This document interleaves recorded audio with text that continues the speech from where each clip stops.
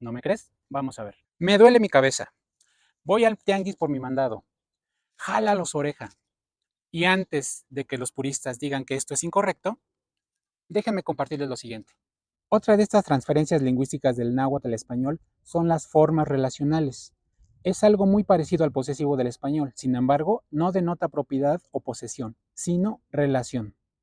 En Masehualcopa, los sustantivos se usan frecuentemente en su forma relacional, pues muchos de ellos no tendrían sentido de otra forma. Por ejemplo, las partes del cuerpo. Algunos ejemplos de esto son los siguientes. Escucha. Tinoigni. Literalmente es tú eres mi hermano o mi hermana.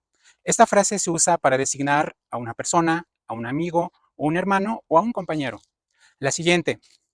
Tochan. Literalmente nuestra casa.